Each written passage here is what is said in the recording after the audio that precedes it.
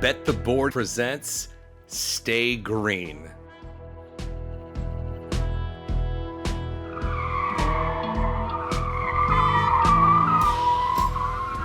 Stay Green is your first stop for all the metrics, matchups, and money-making opportunities at the track each race week.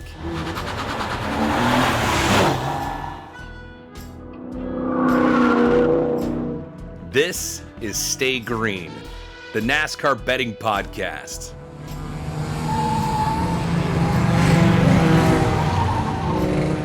Here are your hosts, Todd Fuhrman and racing analyst Chris Werme. Welcome in to the Stay Green podcast, part of the Bet the Board podcast network, and all in conjunction with Wondery. We put the street course in the rearview mirror. Mother Nature not exactly all that forgiving on the streets of Chicago, but still a race for the ages, and we'll get into that as we always do. But we shift our attention towards a little bit of Super Speedway racing this weekend from Atlanta. I'm your host, Todd Fuhrman, joined as always by racing analyst, professional sports bettor, and one who likes to pass more often than not, given the recent run of track, Chris Werme. And Wormser, you may have been smart. Discretion, the better form of valor last weekend, because I don't think you had any liability or exposure going into the Chicago street course. Nope. I was feeling a little bit left out as seeing all these pics roll on Twitter. And then about halfway through the first lap of the Cup race, I'm like, oh, I'm so glad I'm on the sidelines. But it was I think that the one issue that I had with the whole weather thing is you never know when NASCAR is going to go, or if they're just going to kind of string you along and then cancel late. And here I am traveling with the family. They're like, are they going to race or not? Can we go to dinner? And, I thought there was zero chance of them racing that night. You got tires floating down pit road. And then the next thing you know, it's drivers to their car in the middle of a Ricky Stenhouse interview. And I had already committed to dinner at that point. Now I got to come back. But anyway, really happy to be on the sidelines. But overall, I think it was a success. Do you want to tell our listeners, before we get into some of the winners and losers for Chicago, how angry you were that the Xfinity race didn't get to halfway, that they never restarted? And despite having a ticket on Sheldon Creed that probably had about a 1% chance to cash, you at least wanted to see that race play out in its entirety? Well, certainly. I mean, what are we just going to make up new rules now? It's NASCAR. That's what we do. What do you mean do we make up new rules? It's NASCAR. Well, we make up new rules every week. We change tire compounds. We change lengths of races. We get to the midway point. We don't get there. We chop off 25 laps and don't tell race teams so we can beat the darkness. Yes, we make up rules every week in NASCAR. Oh, I'm so glad I only had Creed. I do think he had a good chance. I mean, he had worked his way up to 10th. It would have been interesting to see him and Custer duke it out, but I don't know. A small loss, whatever. And then, just kind of passing in the whole Cup race, I think was the right decision after, especially not knowing if they're going to go the whole distance. I mean, you should go the whole damn distance. Like, I don't know. They started whatever. I'm done. Yeah, I mean, they should have gotten into it. Full disclosure, I did have one head-to-head matchup, and even if they had gone the full distance, I'm not sure Martin Truex would have actually finished the race, as I laid a short price for him against Kyle Larson. That's back-to-back weeks I've now faded to 5. Ever since you told him he was overrated and the NASCAR community called you out, Kyle Larson has gone out there and exceeded odds makers' expectations. So lesson learned, I should have given Worm a big shit sandwich to eat. For those listeners new to the Stay Green podcast, though, we typically divide things up around these parts, much like a NASCAR race. Stage 1, it's what we learned in the previous week and what we can apply going forward. Stage 2, we talk a little bit about NASCAR betting basics or delve into some topics at hand. Last week, we obviously had an interview with Alan Cavanna, and shout out to Alan, by the way. He gave out SVG on the podcast, said that was one of his drivers to watch at 100 to 1, 60 to 1. What did you and I do with that information? Absolutely nothing. So we can only hope that our listeners got to the window, at least with a small investment. And stage 3, all about the upcoming weekend race preview. This a little bit of slightly different nuance here. We talk about Atlanta and the Super Speedway package. But a couple of short weeks ago, we teased that we were going to have a change in the program a little bit. And that change will actually take place starting next week at Loudon and the following week going into Pocono, which ironically enough is actually this man's home track. And he'll be filling in as the host of the Stay Green podcast while I'm off in the Serengeti trying to chase Simba, or in Worm's case, rooting for me to get eaten by a lion one way or another. So I want to welcome in a man that the NASCAR betting community knows all too well. You can follow him on Twitter at Derek Yoder _. Derek, are you ready to jump into the host chair and babysit Chris each of the next 2 Wednesday nights? They say it takes a village, my friend, so it's going to be a lot of responsibility heaped on your shoulders. Yeah, well, Todd, I appreciate you having me on. And yeah, I'm up for the task with it, just to keep Worm in line and kind of keep the conversations going. But you mentioned, New Hampshire and Pocono. I think those are 2 great tracks to really connect with Worm about because, we've seen what NASCAR's, they just had a test out there not too long ago. So maybe a different tire package or set there. And then Pocono is a great track to bet. So I'm really looking forward to it. I know you're going to be having a great time. You won't even be thinking about us while you're away.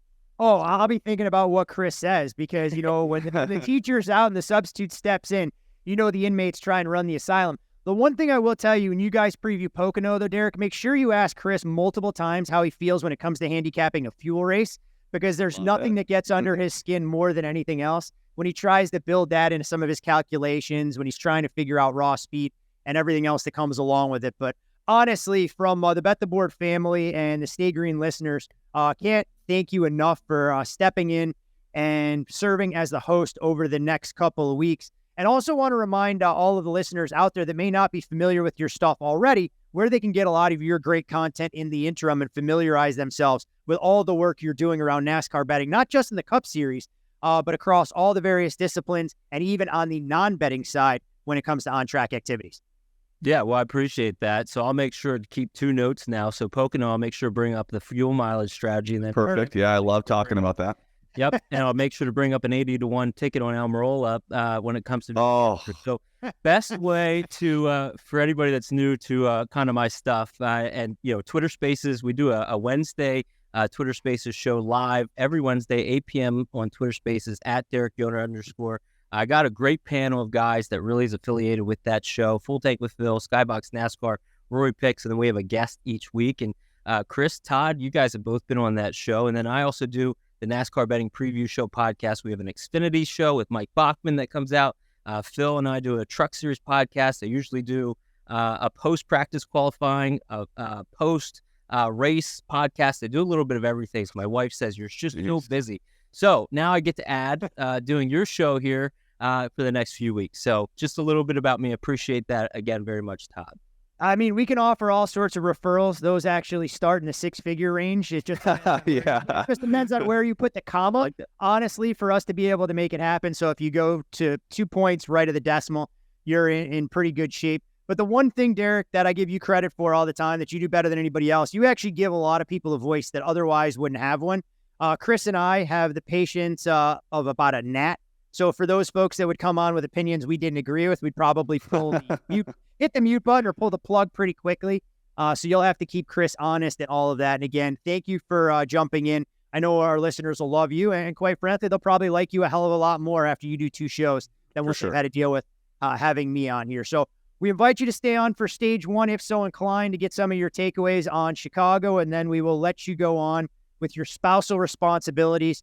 You are now officially the only member of the Bet the Board panel on Stay Green that actually has little ones that he's got to worry about.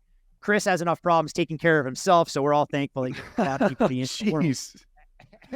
Not yet. But, all right, guys, stage 1, when we look at Chicago, I mean, Worm, you kind of hinted at it. What were some of the biggest takeaways? We obviously think it was a win that they got the race in. That would have been the worst case scenario if Chicago had to pull the plug, had some of that biblical rain not stop there. But from an overall quality of racing, more as a fan than as a bettor, we obviously have to look at that through 2 slightly different lenses because oftentimes those things don't overlap like a Venn diagram. I think it would have been nice to see dry because I think that there were so many unknowns just in the street course and narrow racing and the bumpy surface that I think that you throw in the rain and it or just a wet surface and you just have so many more uncertainties and where you're braking, and then you're on rain tires and you didn't practice on rain tires. So I think it was a success, but really tough to handicap stuff like this. When it comes to SVG and his performance, I mean, it was pretty impressive, but it was fun to watch guys kind of hit the wall before a turn and then crash. Like that's how close these guys are trying to cut these tracks or hit their marks. And man, it happened 4 or 5 times, and it just looked like guys or drivers just had no clue, and they were just driving straight into the wall and not even turning. But then you go back and realize that they'd actually clipped the interior wall. And, you see guys like Martin Truex Jr. was like Norm Benning out there. Like, just get out of the way. You're literally like, just get out of the way, bro. Like, get off the track. Every third lap, I feel like he was pulling himself out from underneath tires. So not a good weekend for Truex. Obviously, the only guy that I threw a little live bet on, just for fun after the first couple laps.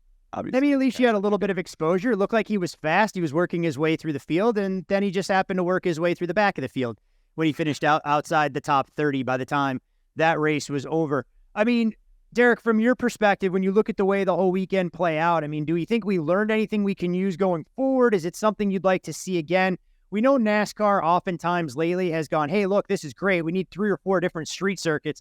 From my perspective, I go, hey, look, it worked in Chicago. To Chris's point, I'd like to go back and run in the dry, but I just don't want to see this start to replace some of the ovals, especially the intermediates. We're actually getting great racing right now in the next-gen car. No, I think the one thing that I take away, probably my biggest one when it comes to the Cup Series, is who unloaded fast, practice, and qualifying. I think I'm going to look at those metrics when we go to the road courses. But, yeah, I mean, it was a great product. Chris, you were saying it earlier about how you were glad you weren't on anything. I was on Michael McDowell and Joey Logano as top Ford. That was it. And when everything was flipping, that obviously lost. Austin Cindric finished 6th, and the other 2 finished 7th and 8th. So was glad I wasn't on anything there, but there was definitely a lot that we could look at from that practice and qualifying session. We know Trackhouse is fast. They won now the last 2 races, Chastain at Nashville, SVG at Chicago. So they're pulling some good momentum as we're getting into that end of the year, regular season, I should say, as we get closer and closer to the playoffs. So that's something that I'm going to look at when we get to Indy here in a few weeks, and then Watkins Glen a few weeks after that.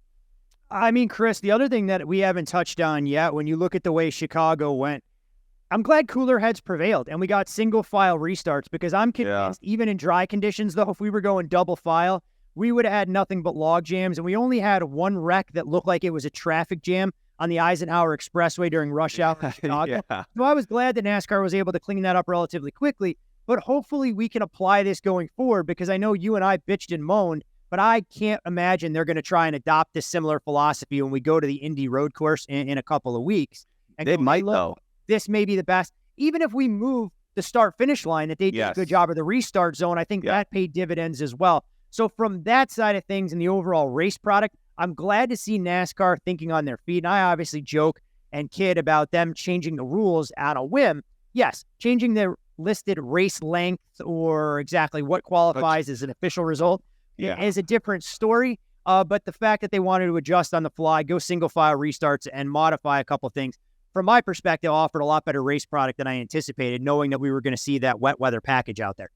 Well, exactly. And it takes the Indy GP from like a non-betting track to, okay, let's just see if NASCAR can change this up and get this turn 1 issue figured out. I certainly think that there will be an edge for, depending on how guys unload. So now I'm looking forward to the Indianapolis GP. I hope they actually do implement some changes.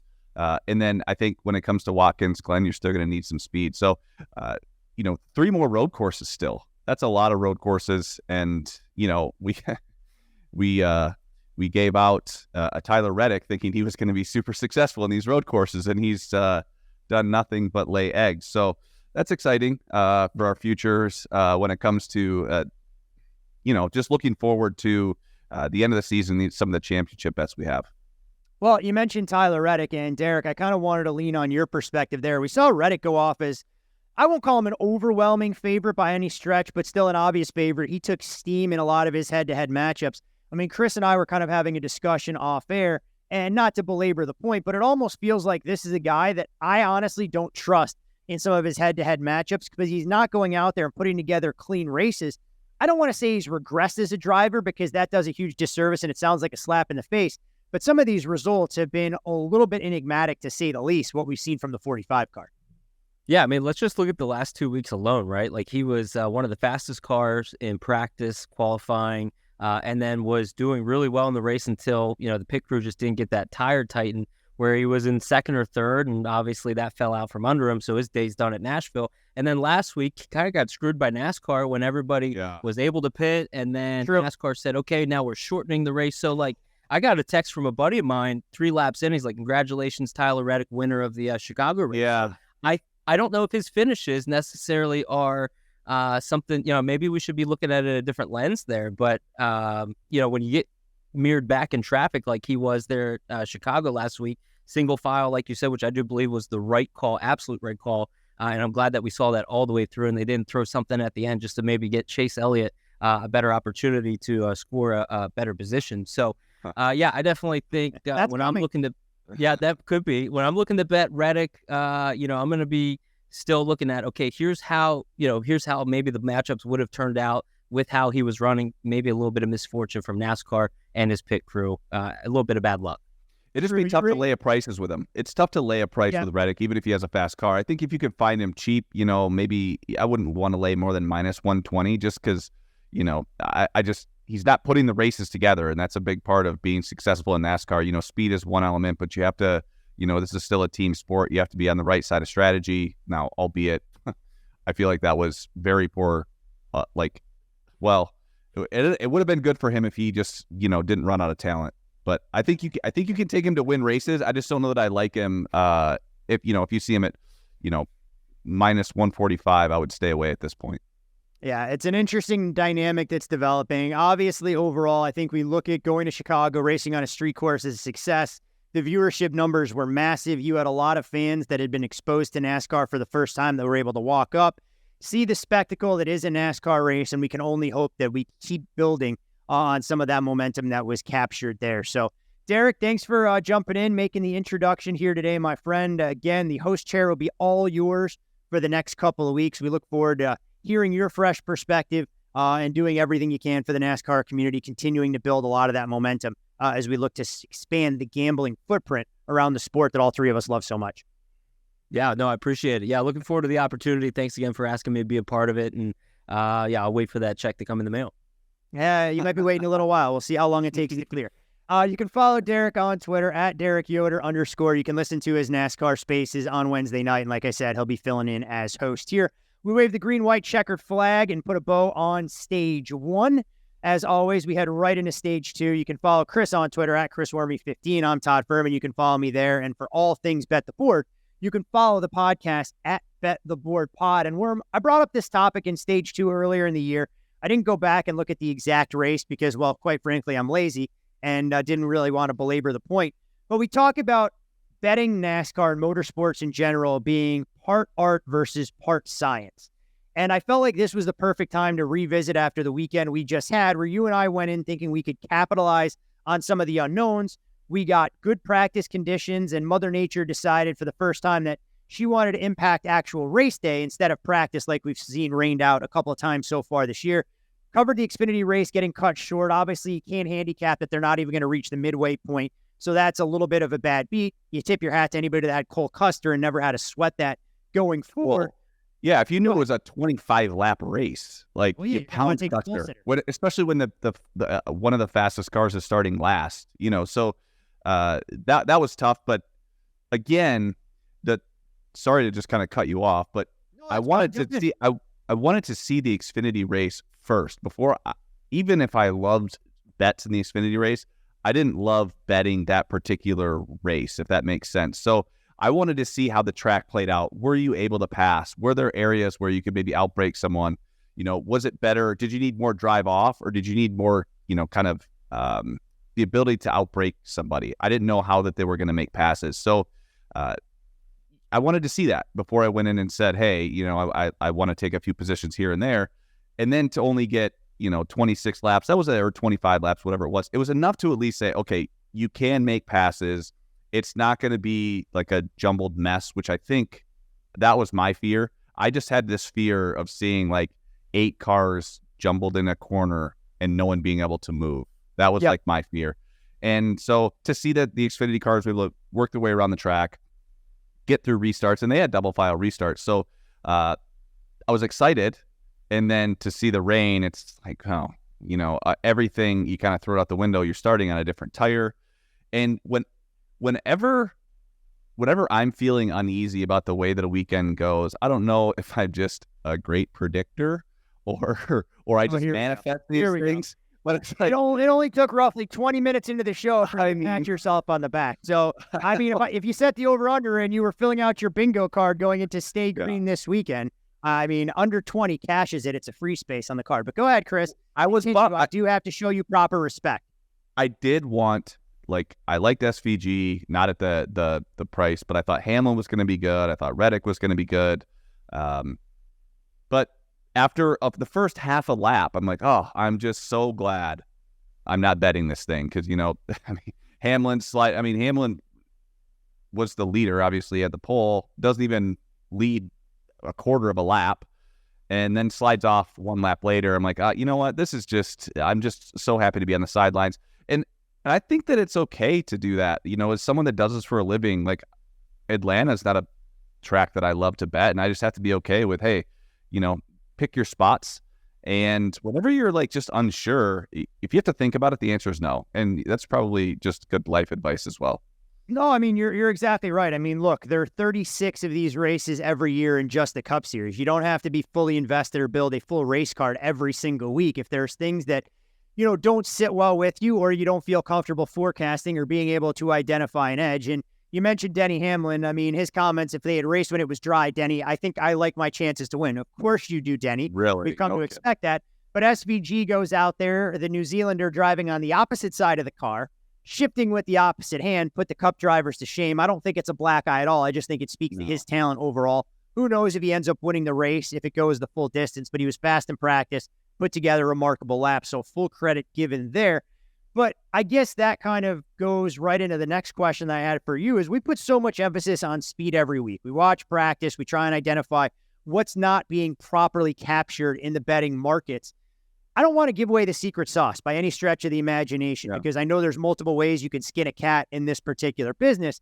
But are there points where you look at prices and go, hey, look, this is a good driver. He shouldn't be in this particular price range. And hindsight's always 20/20, but you look at the betting board, and Chase Elliott, of course, didn't show speed in practice. His numbers drift out. He gets steamed against in every race. And we've had this discussion with Kevin Harvick. Just because they don't necessarily look good in practice doesn't mean they're not going to be able to maximize the car they have. And there's so much to be said now in the next-gen cars that if you don't beat yourself, you're going to have a chance to cash some of those ridiculous prices as an underdog. And Chase Elliott goes 4-0 in on-screen matchups, all at prices of plus 160 or greater. Now, it does come with the caveat that if this race runs the distance and they don't change from 100 laps to 75, that the 9 car may have been shuffled back, because I don't think he had enough gas to get him to the local Walmart after that thing finished. Well, that's the thing. I think it's important to understand the drivers. And I think this is what comes from just watching week in and week out and listening to driver comments. I always go back to Carl Edwards. Whatever Carl Edwards said in an interview, it was, oh man, this whatever, whether he was with Toyota or when he was with Ford, this thing's fast. Oh man, the guys at the shop, it's like, I saw your practice times. You qualified 22nd. You can't say you have a rocket. You have to take driver comments or some of the statistics that we see in practice and qualifying, and you have to kind of look at it through each driver. Now, I've said before that, Brad Keselowski, if he can run 1 or 2 fast laps, he's going to keep it up there because he'll figure out a way to get speed over the long run. But then you have, some guys that, if they're fast on 1 or 2 laps, it does not necessarily mean they're fast. Someone like Bubba Wallace or Ryan Blaney, if they have fall off, they tend to struggle towards the end of runs. So, when it comes to these road courses, and what I thought was going to be important was really consistent laps. I saw that out of Denny Hamlin in practice, super consistent laps. You had SVG had really, really fast laps, but he wasn't as consistent as Denny. And I thought that consistency would be a little bit more important to a longevity of the race. Hey, if your car is just sticking every lap, but if you have, if you have the ability to run 1 fast lap, but you're risking a lot, these cars are edgy, and if that could cost you the race, right? Just trying to run 1 fast lap. So it's really more nuanced than just raw speed.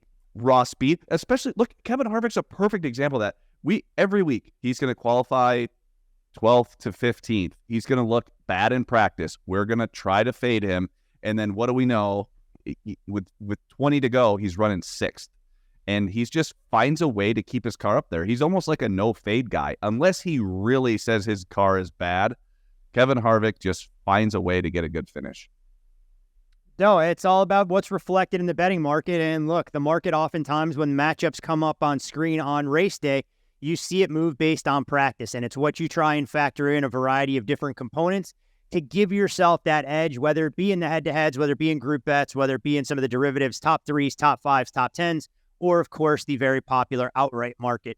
So on that notion, I mean, I think we can wave kind of the green, white checkered flag and just want to remind people that, hey, look, just because somebody goes out there and wins practice or you think they have the fastest car, that's typically built into the betting market. So there's a lot more at arriving at a financial decision than just looking at practice times going, I'm going to bet the fastest car 4-1 and hope it wins. If it was that easy, Chris would have a much better wardrobe instead of looking like he does when we record this podcast on video sometimes during the week. All right, stage 2 officially in the books. You can follow Chris on Twitter at Chris Werme 15. I'm Todd Fuhrman. Follow me there. And the podcast, most importantly, at Bet the Board Pod. If you haven't already done so and you find yourself a college football fan, we've done a series of previews. I believe we're up to 10 now. 5 group of 5 conference previews. Just completed the Big 12, so we're 4/5 of the way through. So that would be 9 as I do math in my head, which is always challenging. With the SEC on deck towards the latter portions of July, saving the best for last. Before you know it, the calendar will flip to August, and we will have all the NFL divisions in their entirety before toe meets leather, and we can start talking about actionable elements on the football field. Stage 3, Wormser, we're going to Atlanta, and you mentioned some of the unpredictable nature of the Super Speedway variety. It's a 1.5-mile quad oval with a dramatic reconfiguration that we saw ahead of the 2022 season that's yielded Super Speedway-style pack racing. And obviously, the initial odds that we'll get to do reflect somewhat of an unpredictable nature of that. This, of course, came down, it was announced in July that we were going to go away from our beloved old school Atlanta, high tire wear. The weepers became way too much to overcome. In addition to being repaved, the track was reimagined a bit, increasing the banking from 24 to 28 degrees. And when you look at the 1.54-mile oval, it does race similar to Daytona and Talladega, but there are some subtle nuances. So, as always, when we look at the track and we start to break it down, is it fair to say it's a 1-to-1 comp to Daytona and Talladega, or no, not so fast, my friend? I would say no, not so fast, my friend. I think that it races probably a little bit more like Daytona than it does Talladega. But what we saw recently is I think that the best cars can work their way through the field more so here in Atlanta than the Talladegas in the Daytona. So I although it's not one that I have circled, I usually kind of take this weekend off. I will be watching the race. And what makes this weekend really hard is the no practice, right? You're just going straight to qualifying and then rack them and then green flag. So we don't have that practice data, which we find so important to finding value or some positions on race day. We won't have that. So a lot of the times you just have to use your eyeballs, like who's able to make passes. And I think that Logano last race earlier this year, I mean, if you just watch the race, you could tell that he was really fast and he had a lot of car control on both the bottom and top. And I think that's really important when, you're going to have to make a late race pass and then you're going to have to be able to block on both the bottom and the top. That will not change from, Daytona and Talladega. So, but I do think a better handling race car is more noticeable and finds its way to the front better in Atlanta than those other 2 plate tracks. That's fair. And I think a lot of people obviously look at the manufacturers and try and figure out, hey, look, do we think Ford is going to be at a deficiency from an aero standpoint that we've seen? Mm-hmm. That obviously hasn't been the case when some of the better super speedway drivers are all in the Ford camp these days. We know Toyota, Denny Hamlin has typically performed well at these type of tracks. And then, of course, Chevrolet speaks for themselves. So rather than getting into some of the individual drivers like we would do under normal circumstances, we may as well bucket guys in a similar price range. And I know when you look at the betting board, people are going to go, oh, look, there's a bunch of quote-unquote favorites here. But the reality of it is there's a variety of drivers as low as 12-1, upwards of 18. So if we start with some of the guys priced at 12, as always, please do shop around. You will see a wide range of numbers available on Atlanta's race weekends, more so than maybe some other tracks throughout the course of the season. You mentioned Joey Logano. I'll put his teammate Ryan Blaney in that mix, Chase Elliott, Denny Hamlin, Kyle Busch. All of those guys kind of in that 12-1 range. Who are you intrigued by? Who do you think is fade material? Or do you think all of these drivers are being correctly priced, given some of the success that they've had, not only on Atlanta, but some of the other drafting tracks we've gone to so far this season? Well, you got to remember, Kyle Busch obviously winning at Talladega could easily have won at Daytona. Like I said, really a non-factor in the first Atlanta race. So I do think that there's an element of you have to understand how these cars handle in this pack racing. So I don't think we're going to see Kyle Busch shorter than 12-1, so I'd rather just see him qualify. Unless he pulls it, I just can't imagine that price dropping significantly. Denny Hamlin and the Toyotas just haven't been that fast on these super speedways recently. And I have two kind of data sets that I'm looking at. I have Atlanta's 2 races from last year, and I also threw in Atlanta from this year. And then I have all 9 races that we've had the super speedway from the last 2 years in this car. So those are kind of the metrics I'm looking at. And obviously, when it comes to at this point in the week, the goal is to beat the market. And in order to beat the market in this week, we have to look at guys that qualify well. And I haven't seen Hamlin qualify well on road courses. He's been great. I would say other than road courses where he has 2 poles in the last 2 road courses, the first 2 of his career. Yeah. So then, but if you just look at just Atlanta, in this new package, the last 3 races, his average qualifying is 15th with an average finish of 20th. I know that Denny's a gamer. I just don't think that he's kind of a guy that I'd be selling at this point in the week. Logano's kind of intriguing at that 12-1 price. I think he's probably a little overvalued after which was a great car that they had last year. If they have something, there's some information that they haven't maybe shared with other teams, or teams weren't able to make up any ground on that 22 car, the 22 is going to be really fast. I thought he was really, really good there earlier this year. Chase Elliott, man, he was really good here last year, won this race last year, did not run earlier this year. I think Chase can be pretty good. And when it comes to Ryan Blaney, well, here's a guy that qualifies well. His average start is 3.7 on this track over the last 3 races, and average finish of 9th, and he's been really, really good. He has the best average finish of all those 9 super speedway tracks with a 7.9 finish.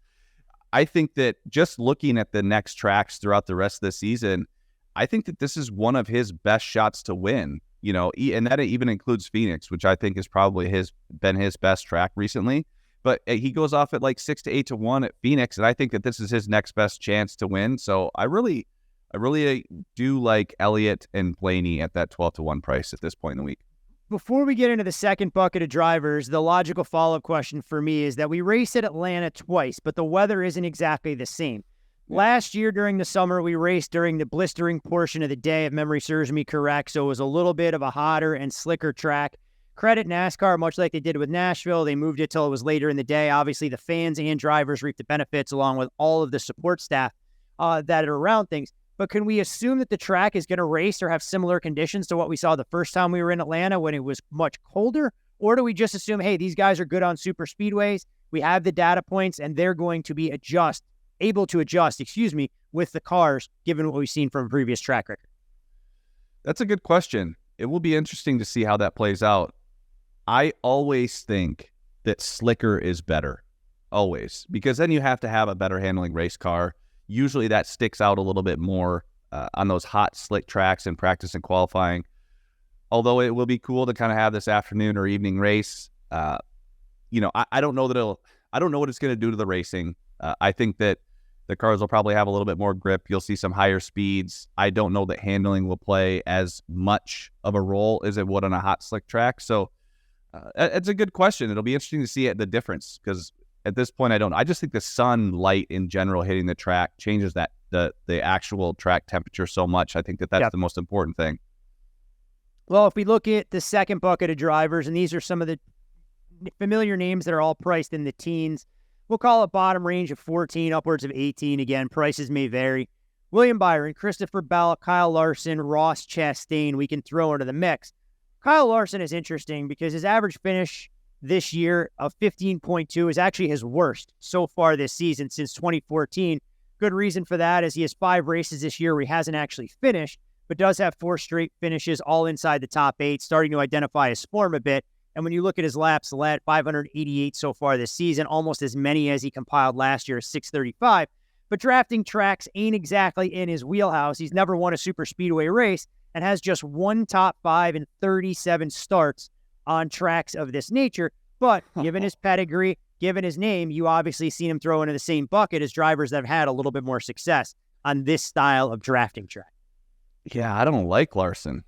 I mean, I think it means I got to bet. Means I got to bet him. Means I got to bet him to win outright. Then if you bet said him to win, yep, he'll for sure win. Now, here's the thing: his finish, if you just look at the 3 Atlantas, not good. And I don't anticipate him to run super well this week. Now, if he does qualify well, I do anticipate him, obviously being up front for a lot of the day, just because it is such a narrow track.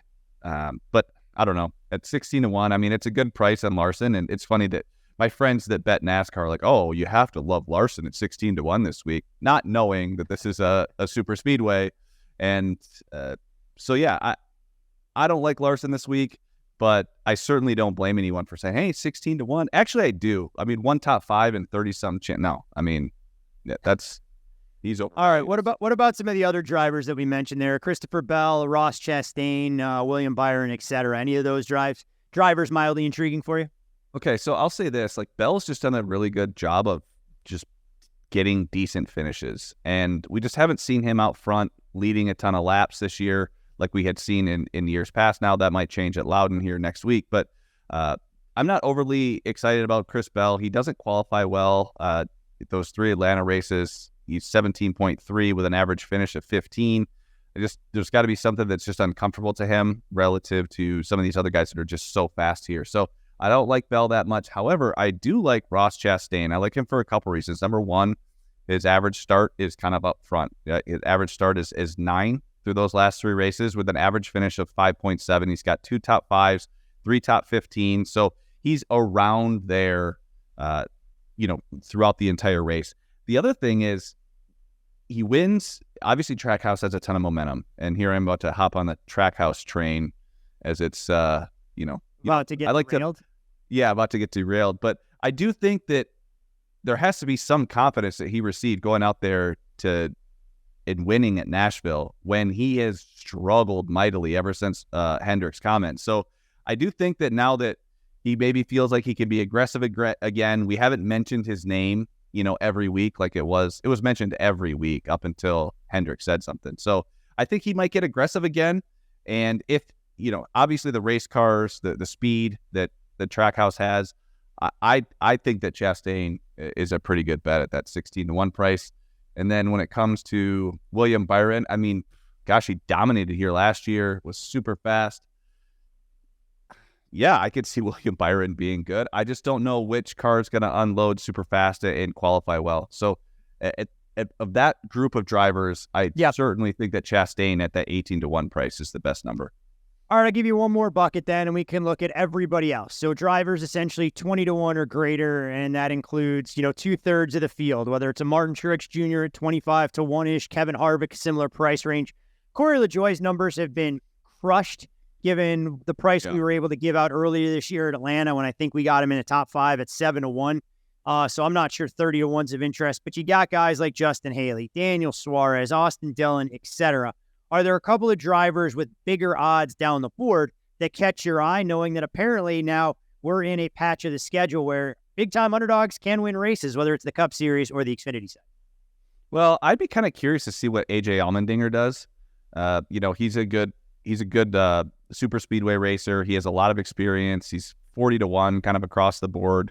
At the one time that he has run here at Atlanta, which was earlier this year, he started 30th and worked his way up to 16th. I mean, I know that's not great, but that's a vast improvement upon a 30th place starting spot when it's hard. You have to navigate traffic. You have to make sure that you're able to get finishes.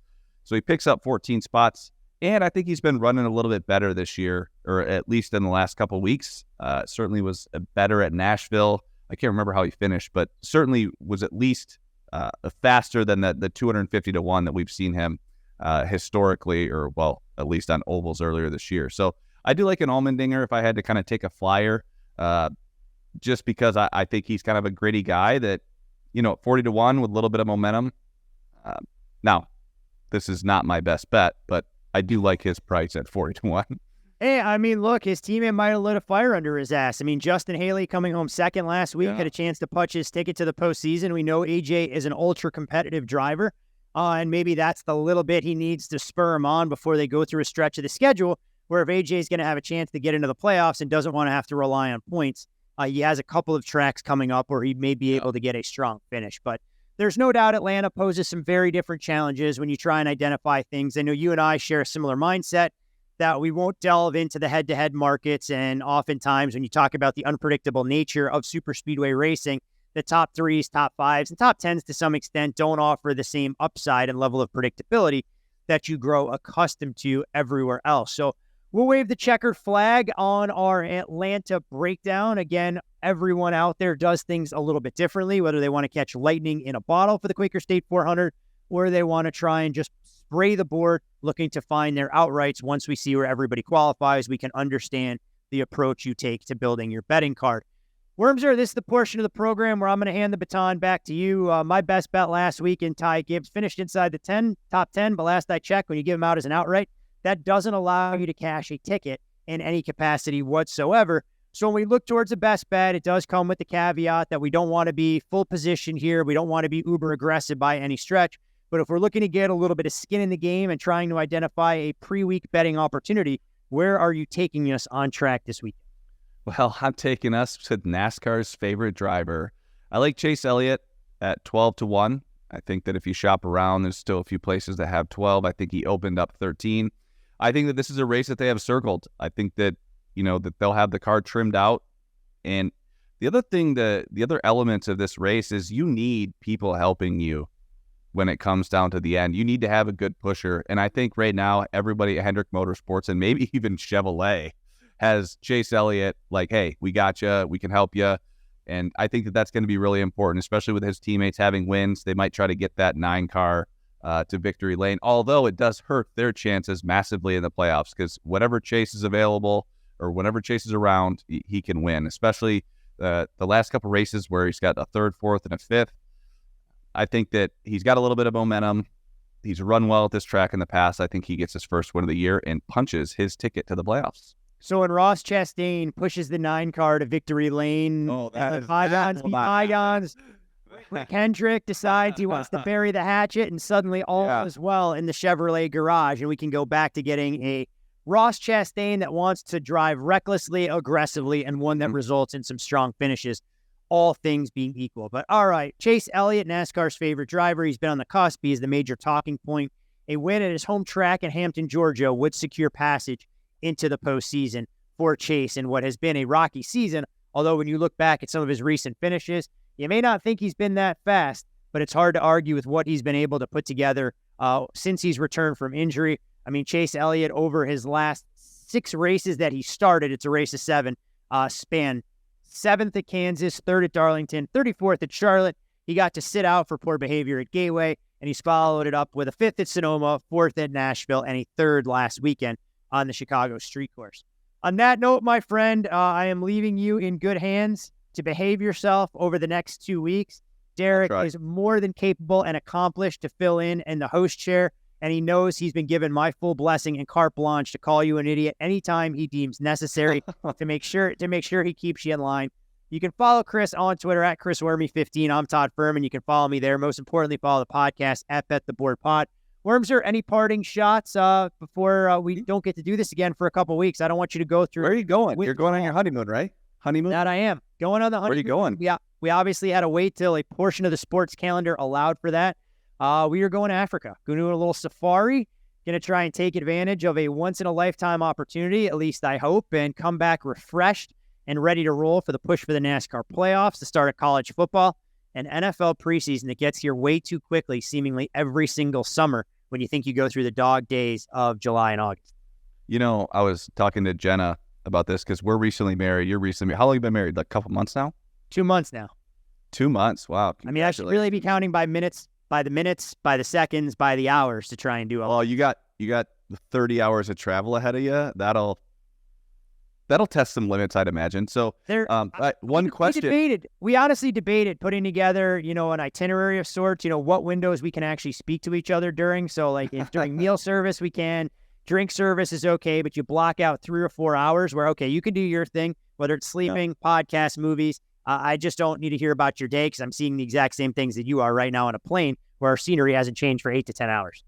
Yeah, no kid. Well, hopefully you're not in the back with those plastic cups. Hopefully you have some glassware to be drinking champagne because those are. I mean, those are some you know, long look, flights. if you could put together a tremendous back half of the season, not just for me, but for all our loyal listeners, then I might be willing to spring for upgrades. But we're going to need to land a couple outrights. We're going to need Lady Luck to smile upon us as we get deeper into the season. But no doubt, looking forward to it. It's always so tough in this business to be able to take time off and know this podcast will continue to do the banner numbers that it's done so far this season with you and Derek. So expect the most of you. Know I'll be listening, kind sir. The winners will be flowing, and Derek will do an excellent job filling in. So for Chris Werme, I want to thank Derek Yoder for jumping on the podcast and make introductions earlier. He will be hosting for Loudon, for Pocono. I'll be back, if the listeners allow, a couple weeks from now when we go to Richmond. But most importantly, with a Chase Elliott outright ticket in hand, something I don't think we've ever said on the podcast since we launched Stay Green about this time last year. Kevin Harvick last year at Loudon was the only other one. Yeah, as we go to Atlanta this weekend, hopefully we'll see you at the window.